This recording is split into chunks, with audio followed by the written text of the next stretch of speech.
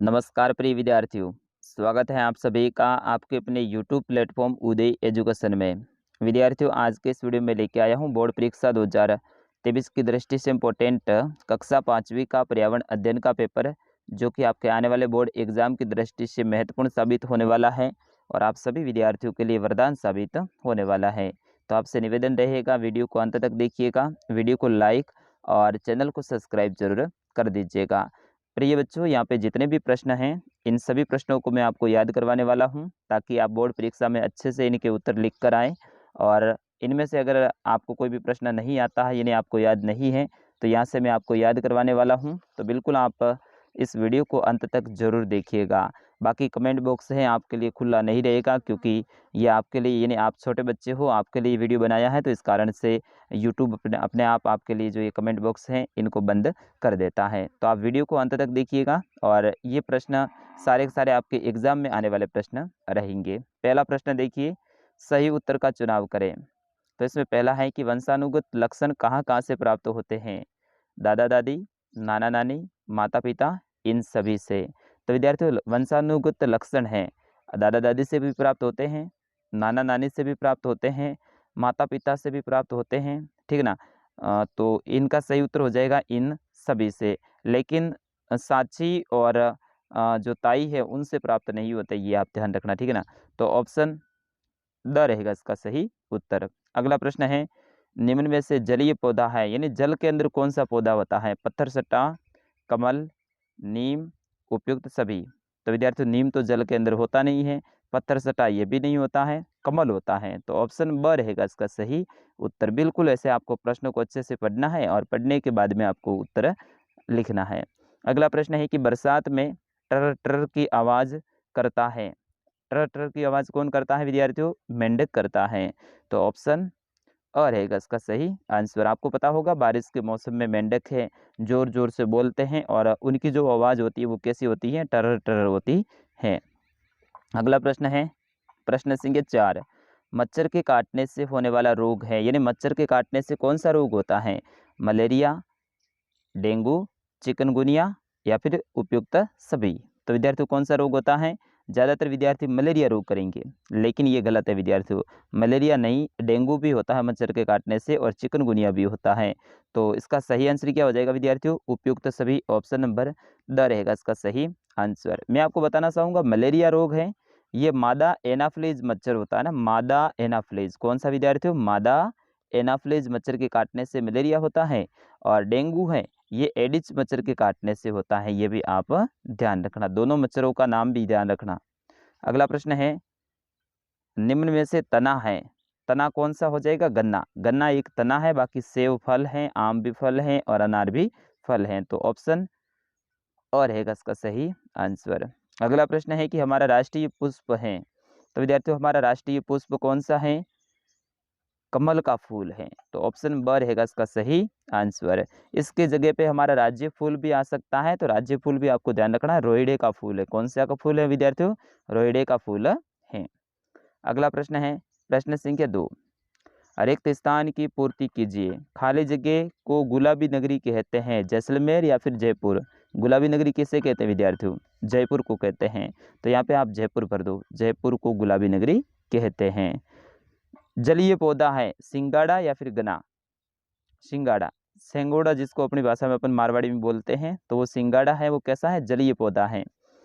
जीजाबाई, शिवाजी की या फिर महाराणा प्रताप की? किसकी माता थी? शिवाजी की। तो यहाँ पे शिवाजी आ जाएगा। और अंतिम है, खाली जगह जलीय जीव है, चमगादड़ या फिर मछली? तो मछली है, ये जलीय जीव है। कौन सा है? मछली। बिल्कुल इजी, ऐसे ही तो प्रश्न आता है विद्यार्थियों। अगला है, इनको सुमेलित कीजिए। मछली, मछली है वो जल सर है, यानी जल के अंदर रहती हैं। गाय, गाय कहाँ पे रहती है? स्थल पे रहती है, स्थल सर है, ठीक ना। कबूतर कहाँ रहता है? नभ, यानी आकाश में रहता है, तो नभ सर आ जाएगा।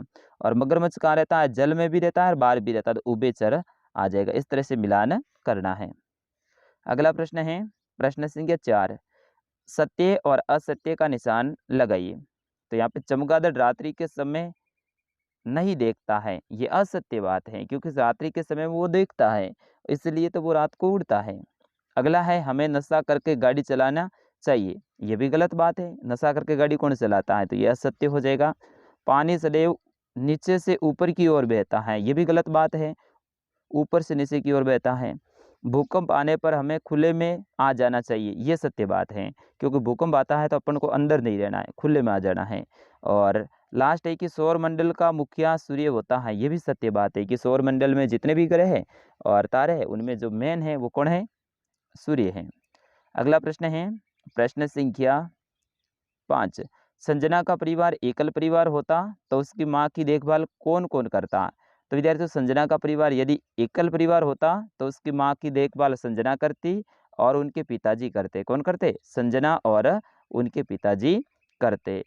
संजना और अंजना वाला जो पार्ट है वो आपको पता होगा, संजना की माँ को क्या हो गया था, बीमार हो गई थी और बुखार आ गया था। अगला प्रश्न है वंशानुगत नियम किसने प्रतिपादित किया। तो वंशानुगत के नियम है वो किसने दिया था, डॉक्टर हरगोविंद खुराना ने। अगला प्रश्न है आपने पानी को कहाँ कहाँ बहते हुए देखा है। तो हमने पानी को नदियों में बहते हुए देखा है, झील झरनों में बहते हुए देखा है, नहर में बहते हुए देखा है, ठीक है ना, और बारिश के समय में हमारे गली मोहल्लों में बहते हुए देखा है। अगला प्रश्न है सिंचाई के कौन कौन से साधन हैं। तो कुआं, बावड़ी, नहर, तालाब, नलकूप, ये सारे के सारे सिंचाई के साधन हैं। अगला प्रश्न है संयुक्त परिवार एवं एकल परिवार में अंतर स्पष्ट कीजिए। तो संयुक्त परिवार ऐसा परिवार जिसमें सदस्यों की संख्या अधिक होती है और ये बड़ा होता है, जबकि एकल परिवार ऐसा परिवार होता है जो कि छोटा होता है, सदस्यों की संख्या कम होती है। संयुक्त परिवार में माता पिता, दादा दादी, ताऊ ताई, उनके बच्चे, चाचा चाची, अपने माता पिता, ये सारे के सारे लोग साथ में रहते हैं तो संयुक्त परिवार है। और अपने माता पिता और भाई बहन अपन इतने साथ में रहते हैं तो ये अपना हो जाएगा एकल परिवार। संयुक्त परिवार बड़ा होता है, एकल परिवार छोटा होता है। इस तरह से आपको इनमें अंतर 2-4 लिख देने हैं। अगला प्रश्न है समय के साथ त्यौहार मनाने के तरीकों में क्या क्या बदलाव आए हैं। तो विद्यार्थियों, समय के साथ त्यौहार मनाने के तरीके में खूब सारे बदलाव आए हैं। जैसे कि पहले त्यौहार है वो लंबे समय तक मनाते थे और सब साथ में मिलकर बनाते थे, जबकि अब त्यौहार है वो सीमित समय यानी कम समय के लिए मनाते हैं और अकेले अकेले में मनाते हैं। पहले सब लोग साथ मिलकर मनाते थे और इस बार अब क्या है कि अकेले अकेले मनाते हैं। और पहले त्योहार पर एक दूसरे के घर पे जाते थे और त्यौहार को मनाते थे, जबकि अब ऐसा नहीं होता है। बढ़ते हैं अगले प्रश्न की ओर। संतू को दूसरे गांव में किन किन समस्याओं का सामना करना पड़ा होगा। तो संतू को दूसरे गांव में रहने की सुविधा का, खाने पीने की, इसके साथ ही बच्चों की पढ़ाई, उचित स्थान की आदि समस्याओं का सामना करना पड़ा होगा। अगला प्रश्न है बांध क्यों बनाए जाते हैं। तो बांध सिंचाई, पेयजल और जल विद्युत के लिए बनाए जाते हैं। ऐसा नहीं कि बाढ़ को रोकने के लिए, बांध हैं वो सिंचाई, विद्युत और जल को रोकने के लिए या फिर जल विद्युत के लिए बनाए जाते हैं। अगला है कि दूसरी जगह पर बसने में लोगों को कौन कौन सी परेशानियों का सामना करना पड़ता है।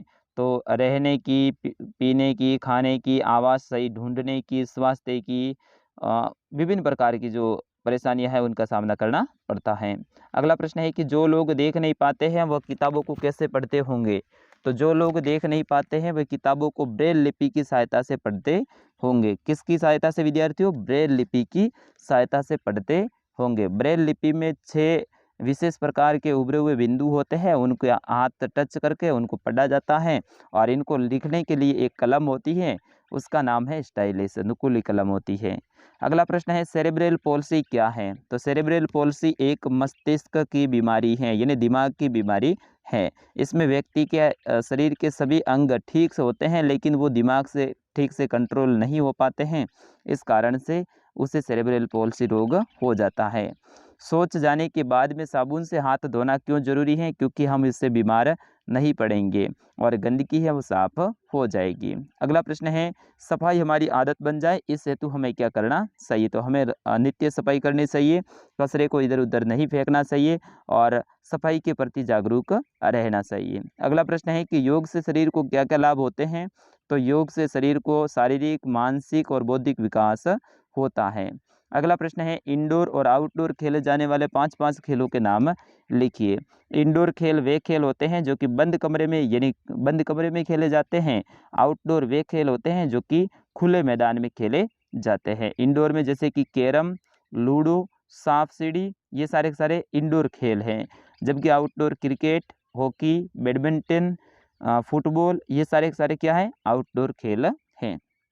अगला प्रश्न है, अंकुरण व प्रकीर्णन किसे कहते हैं? तो बीजों का उगना अंकुरण कहलाता है और बीजों का फैलना प्रकीर्णन कहलाता है। अगला प्रश्न है, विदेशों से आए 5 पौधों के नाम लिखिए। तो गोभी, मटर, चाय, इन सभी के आप नाम लिख दीजिएगा। अगला प्रश्न है, सॉरी कॉफ़ी।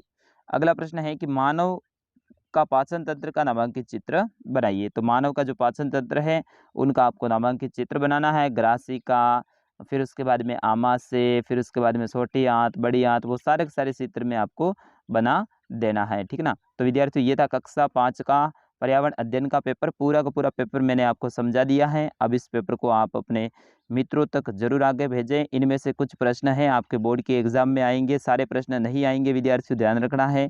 लेकिन कुछ प्रश्न जरूर आपको इस पेपर में से भी देखने को मिलेंगे। तो वीडियो अच्छा लगा हो तो वीडियो को लाइक और इसे शेयर कर दीजिएगा। मिलते हैं अगले वीडियो में, तब तक के लिए नमस्कार, जय हिंद।